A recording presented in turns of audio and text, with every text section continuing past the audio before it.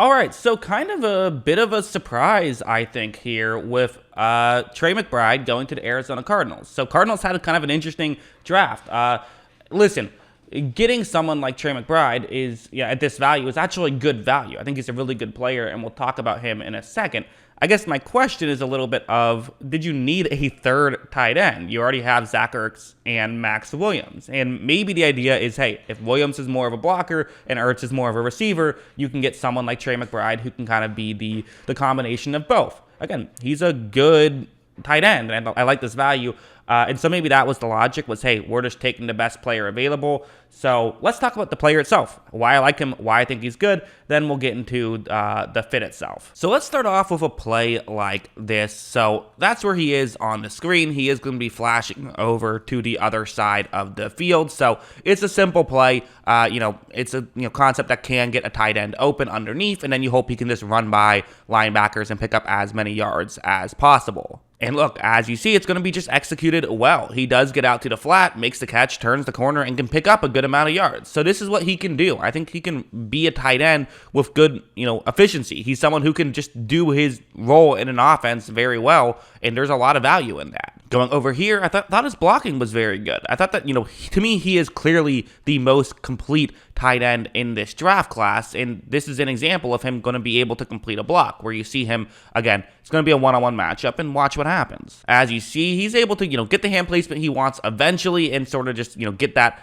leverage to where he can, set the edge a little bit and allow his running back to not have to worry about the defender he was blocking, which is the goal in blocking. I'm not going to sit here and say he's Rob Gronkowski, and I don't think he's, some superstar blocker, but he can block, and he can block effectively. This one's another one. Again, it's going to be a one-on-one block. You see who he's supposed to block and watch what happens. Right when this play begins, you do notice how he's able to get his, again, it's that right hand getting it underneath sort of the left pec area of the defender who he's trying to block, and then really just being able to grab on. He has his left arm grabbing onto the defensive player's right shoulder pad area. So with that arm placement, it's just going to be tough for the defender to be able to move unless he is able to change the arm placement. As you see, McBride really is able to just pull off the end of this block very effectively. So good stuff from McBride. Again, this is what he does. He wins his blocks. The one way that he will sometimes lose would be on something like this, where if just someone can make kind of a move in open space, that's kind of the one area. I would,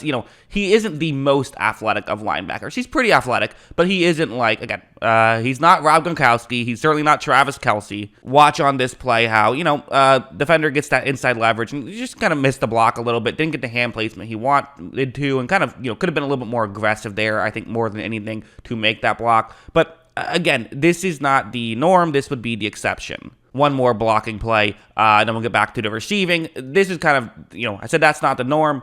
This is the norm. This is him just going to be able to use his power on this play, which is really where I think he thrives in the blocking game. Look at him right when this play begins. He is able to get to the interior defensive lineman and, again, get the hand placement he wants. Once he gets hand placement he wants, he tends to be very good, and I would say he usually does that. Watch him be able to drive that player back. Listen, at the end of this play, McBride gets tossed to the ground. So maybe people will say, oh, he got tossed to the ground. That's not great. Well, what happened before it? He delivered a great block, pushing the defender out of the way, and only got tossed to the ground after the play was well over. To me, that is like a highlight reel play in a positive way, not a negative one. Going over to a play like this, I think this is where a lot of his successes came from in the receiving game, which might seem like an insult, but really, this is just how tight ends in general tend to get their yards, is against zone coverage, just find a soft spot in the zone and be able to make the catch. You could say, isn't it better if you can win against man consistently, like we saw Kyle Pitts do out of Florida,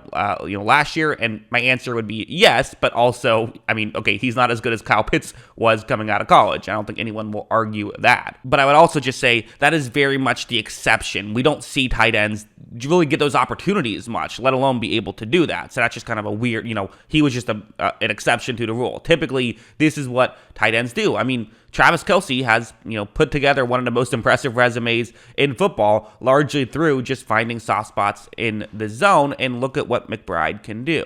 As you see, he runs his route solidly well, gets to his spot quickly, and then makes the catch, turns around, and takes the hit, but holds on to the football and picks up a first down there. So, again, just a good play. Is that amazing highlight reel level play? No, but McBride doesn't really do that. I mean, that's not really like, in fact, not a lot of tight ends do that. The tight ends' highlight reels are typically not as impressive as other players' highlight reels, even like offensive linemen's highlight reels. I mean, by definition, if you're a tight end, you're kind of in a weird spot where you're, not quite the blocker that offensive linemen are, and also not quite the receiver that wide receivers are. You're kind of in that middle thing where you block and you receive. So your blocking highlights are going to be compared to offensive linemen, and your receiving highlights are going to be compared to receivers, so you won't look as good as either of them, so the highlights just don't look as impressive. But trust me, these are really good plays by him. One final play, this one, just kind of show how he can fight through contact. This is him against man, so there you go. As an inline tight end, watch what he's going to do.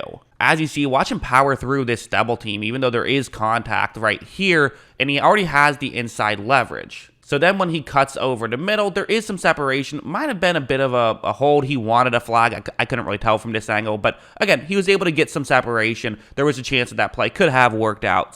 And he can fight through contact. He can use his size to his advantage. So all of that stuff on tape, very good. One thing I just thought of as well is, could it be possible that this is a way to have Kyler Murray be a bigger threat in the running game? Maybe you're going to run the football with 3 tight ends in front, kind of similar to what you would see the Baltimore Ravens do a little bit, especially in Lamar's first and second year. You saw that, probably not like to that extent, but Kyler does like to run, and maybe this is the move to help out with that trait. That's a possibility. Again, I feel weird about this video because I like McBride as a player. This is good value for McBride. It's just, how is he going to be used? On one hand, I'm like, well, that's kind of a bummer. Is he going to be stuck behind guys? I want to see him play. The other aspect, though, is it's kind of exciting of, well, if you spend a second-round pick on him, you probably like him. So how are they going to use him? That's the exciting part here. So there's definitely a lot of reasons to be interested about someone like a Trey McBride. So that's kind of the way that I feel about him. But yeah, so those are kind of my thoughts on Trey McBride to the Arizona Cardinals. Again, very talented player. Like I said, a lot of stuff to like about Trey McBride. The player itself, I have no issue with. It's a great value.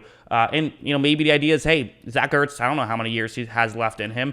Let's get a replacement there. So maybe that's the logic. Maybe it's not just for next year, but for years after. So anyways, what do you guys think? Let me know in the comments below. Always love hearing from you. And of course, as always, thanks for watching.